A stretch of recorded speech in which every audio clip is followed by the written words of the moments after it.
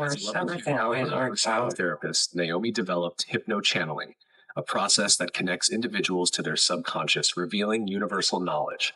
Spirits channel through the body to uncover the secrets of existence. For spiritual experiences or QHHT, contact us at healingandretreats.com. In this session, Naomi and Kim explore past and future lives, focusing on humanity's evolution. In 2160, on the moon's dark side, Naomi and Jessica's future selves, now grays, help raise Earth's consciousness, promote clean energy, and guide contact with extraterrestrials under the Galactic Federation's guidance. In a past life in 1447 Hawaii, Naomi is a hunter named Sun, and Jessica, as his daughter Ari, learns the importance of autonomy. These experiences offer deeper insights into Naomi and Kim's soul growth and the transformative journey of human consciousness. So now, I'd like to have Kim's higher self to be back here. And today, I'd like to make this request in order for us to know things better about ourselves. I'd like to take him to guide us to a life that I had with Jessica before or in the future. It's a life that is important for us to know and for us to learn better about ourselves in order to move forward even more. So when I count to 3, you will take us to that place. 1 and 2 and 3. Where are you? I'm on a white planet. The ground is white. What do you see? It looks almost like the moon. Like I'm walking out around and I see outer space, and then the ground that I'm walking on is pretty barren. There's not any trees or anything. It's just like rocky and white. I see a building up in front of me. It's rectangular and metal, and it looks kind of like it's a very advanced building. What made you say advanced? It just looks like shiny and futuristic. What is the building is made of? A very shiny metal. It's a big building, tall building? Well, it's not tall. It's only 1 story, but it's big. It's wide. Can you see the entrance? I'm going to walk over there. So this is a space station that's on the dark side of the moon. The side we can't see. So you are in front of the building. Can you see the entrance? What does it look like? It's like a big glass door. It's got a weird design on the front. And it's got a picture of a gray extraterrestrial on the front. A picture? Well, it's carved into the door. So it's like a decoration? And how you get in? I think I can walk in the door if I want. Walk through the door?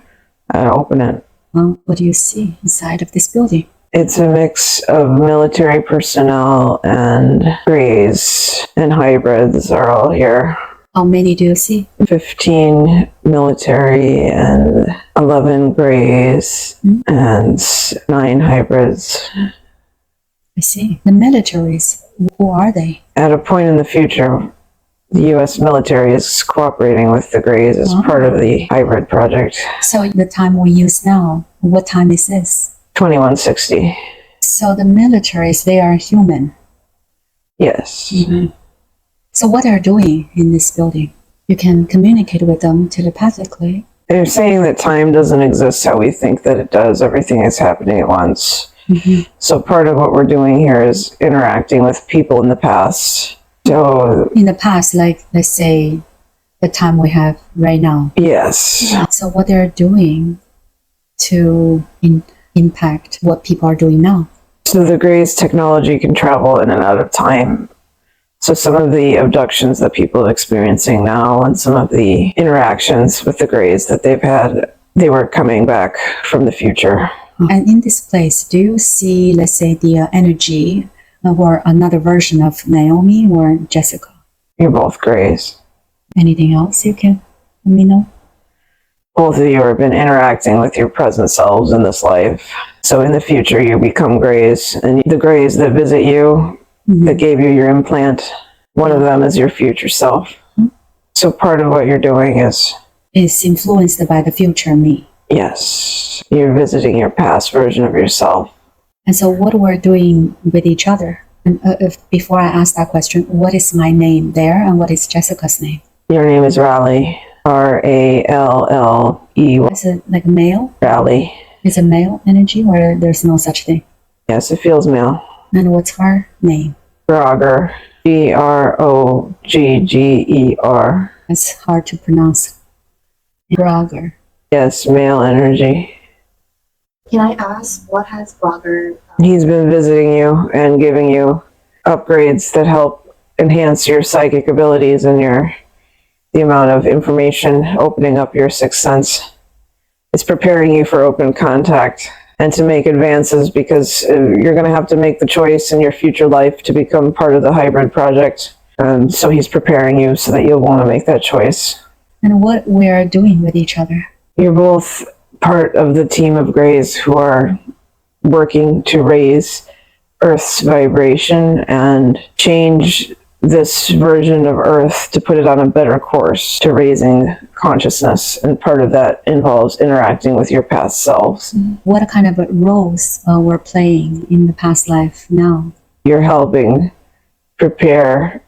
Humanity has to reach a certain level of vibration for open contact to happen, and for just the transition to happen to living in the fifth dimension. And you're both part of that in your own ways. Naomi, through the healing work that you're doing, Jessica is still getting in touch with the extent of her abilities, but they're going to continue to get stronger. At the end of 2026, the beginning of 2027, there will be a major contact event, and Jessica is going to be needed to help with the communication. That's why she has the expanded energies that she has and the expanded sensory abilities. What we'll be doing at that time? What you can see when the open contact happens? I can't give you all the details, but humanity, some people are not going to be ready for it. A certain percentage have to raise their frequency in order for it to happen. We're on track right now for that to take place. But there's going to be a lot of adjustment. A lot of people are going to be opening themselves up to the reality of ET contact for the first time. And so you're helping them raise their vibration and heal themselves so that they are in a place that they can make meaningful contact and communication and shift into the vibration of the new earth. So for those people who are not ready for this shift, what will happen to them? Some of them will shift into a parallel reality, but some of them who are at a certain frequency, with the help of those who are ready, they can be made ready as well. So the shift is not something that we really go to anywhere. Is the people who, let's say, shifted at that time, they are still in the same place, but they feel differently. They shift into a parallel reality, so it's like the same, it's still Earth, but it's just a different vibration, and it's like a different version of Earth. But can those people be aware of that? No one's ever aware of it. So the people who did not shift, they don't know the difference either. No, they keep living in their version of reality. They don't, it's not like they realize that other people shifted and they didn't. Right, but there are people doing that right now. Just that this open contact will make more people shift, or? It's going to create a version of Earth with more people. Well, everyone on this version of Earth will be living in the 5D, fifth dimension, and they'll be having regular open contact, not just with the Greys, but with other species of ETs, because they'll understand themselves as part of a galactic community. So back to the dark side of the moon. Why? So who built this building, or what is? So the Greys have had this here for quite some time, but they, in the year after the open contact begins, they invite members of the military from different areas to show them the project and what's going on. But I don't really understand why the military has to be involved. What's their role? These same governing bodies that you have now, after the hopeful shift, they become extended to the galactic community. However, they cannot continue to act in the ways that they are acting now, because they act very fearful, very violently, very low vibrational. So the members that we invite here are those who are vibrating at a certain level and are willing to help with the project in the frequency of love rather than the frequency of fear. So at that time, what is the reaction of the government? So do they know about this part? Now they do, yes. They had to. And they accept it. It was very difficult, but they do. So was there any resistance, like let's say not in a peaceful way? They had understood. So even the government now understands more than they claim to about us in your time. And they know that our technologies are vastly superior to yours. They know that gray technology, their military weaponry cannot. So they are aware. Yes, and they know that it's futile to try to start something violent with us. I see. So back to this building. Is also Kim there? Rasheen is here. Rasheen. Correct. Rasheen is the spirit guide. No, it's Kim's future self. Right, I forgot about that. Out of all the grays there, is there anyone else that we know is another version of them? Not of the grays, but one of the hybrids is Joey. I see. So how does that work? If Joey is here as this person, how can be also, he's also, so the hybrid is another version of him? A future version of him. Because this is 2160. I see. So it's hard for you to understand because time is malleable. It doesn't, everything's happening at once. Our understanding of time is vastly superior to yours. So what Joey is doing is he's just a hybrid. He's part of the hybrid. He's part of the whole project, but yes, he's a hybrid. So he goes back and forth to Earth. Basically, all of us go back and forth to Earth at this point. But he's involved with helping Earth transition to new energies. Part of what we're doing on the Earth at this point in the timeline, 2160, and part of what we're doing as we transition back through time is that we help Earth people, humans, transition to completely clean energy so that you stop destroying your biosphere. I see. So now the question is, any of those hybrids or maybe somewhere else are, let's say, the hybrids has something to do with either mine or Jessica's genetic? The ones that are in the building now, they're not related to you, but you have hybrid children, Naomi. So how many? Three. So the hybrids, they also have a gender, male, female. You can tell us how many male, how many female? In this building? Not in this building. No, the three. Oh, you have 2 female and 1 male. So let's say if I look at them, I will be able to tell? You can sense, yes, if they're male or female. No, I'm asking if I look at them, I can sense they are mine? Yes, but you made the choice in this lifetime you didn't want to meet them. At least not now. You might meet them after open contact. Yeah, so besides this building, anything else in this part of the mall? There's a area where we park our ships as well. There's also, housed in this building is a lot of our scientific equipment that we've used in the hybrid project. We also have equipment here that allows us to connect directly with the Galactic Federation. So can you tell me more about the connection with them? They know what we're doing. They understand that we're doing this for the good of Earth and to produce a version of Earth that is functioning harmoniously. And they understand the parameters of our project to raise Earth's vibration. They have been skeptical sometimes of our methods, and they've wanted us to report back in terms of exactly who we're interacting with here. But ultimately, they understand that our intentions for Earth are good, and that this project in the long run will be beneficial for the Earth as a whole. So the connection with them is something that they always, how to say, everything that we do in, let's say, this universe, they always know, or we have to report to them? How does that work? Many of them have telepathic communication abilities, depending on what species you're dealing with.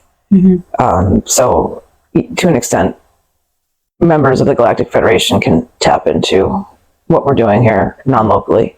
I see. And do they guide us? They'll bring things to our attention if there's something that they think is questionable. They want everything done ethically. That's the point of the Galactic Federation. So when we were making hybrids, they wanted to know, making sure that everybody had consented to be part of the hybrid project, and everybody did in there when they were in spirit form. So all the souls had consented to undergo this, but they wanted to make sure that we weren't doing anything imposing on anybody's will without their consent. So Kim also has some hybrid children, or No, she does not. So what is the way, or how does it work when someone said, I'm going to contribute my genetics? They volunteered, or? That was part of their soul contract. Some contracted just to be part of the program and then left it open exactly what they would do, and others were very specific about what parts they wanted to be involved in. So let's say we all just look like each other as a grace. Very similar. And do we do anything specifically with each other?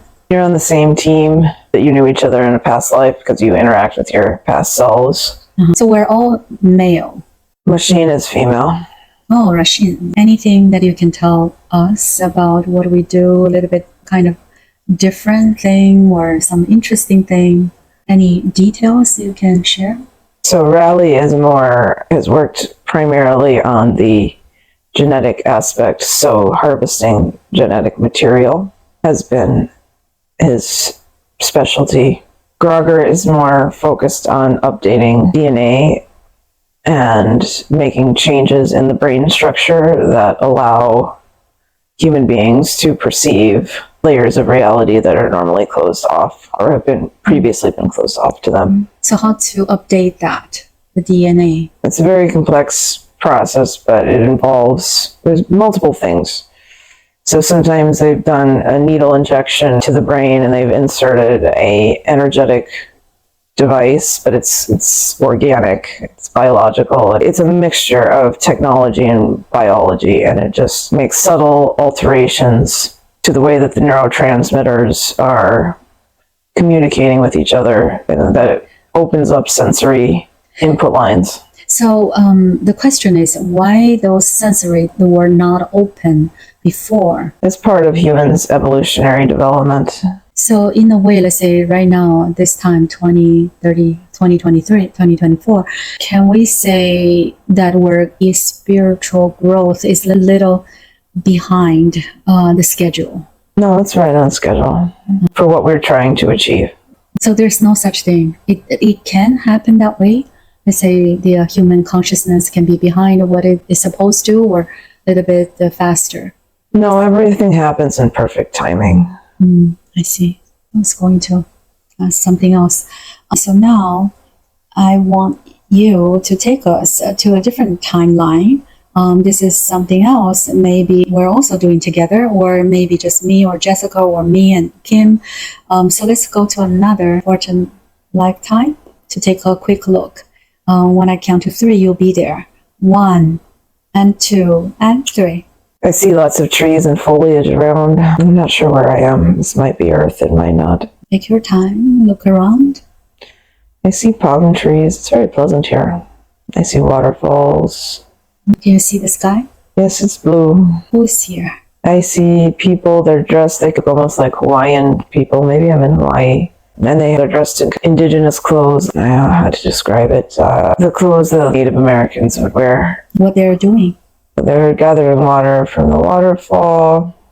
They're fishing. They look happy. Some of them are talking to each other and hugging. So now, do you see any of us, another version? There's a young lady. She looks about 19. She's very happy. Her energy is very strong. I believe that this is Jessica in a past life. And she has a basket on her head. And she's gathering water to take back to her tribe, to the rest of her community. And I'm getting the sense that, Naomi, you are a member of that community as well, but I'm not sure who. So go there and take a look. So there's a man, he's very strong, and he looks like maybe he's a hunter. He has red paint on his chest, but he seems kind. This is Naomi in a past life.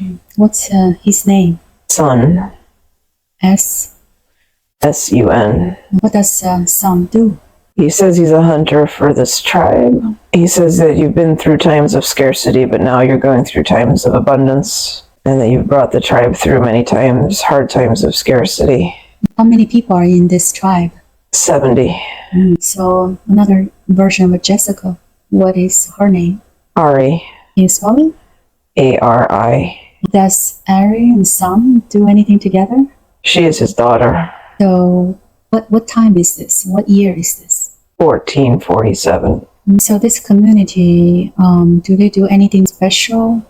Or there are other communities and how they interact with each other? There are other tribes living on these islands, but we keep to ourselves. They have their space and we have ours. And so our biggest challenge living here has to become more connected harmoniously with each other. the earth, the other living creatures, and each other as well. Mm-hmm. So is Kim's energy also here? I'm not sensing it. Anything else that you can tell us about this tribe? So it seems everything is... You had a lot of challenges together because Ari, she wanted to have her own path, and Sun wanted her to do a particular thing, and so you had to work out allowing her to have her own path of self-determination. And so you learned a lot of lessons about respecting somebody's autonomy and their free will, and that each soul has their own path. And things worked out eventually? Yes, of course, everything always works out.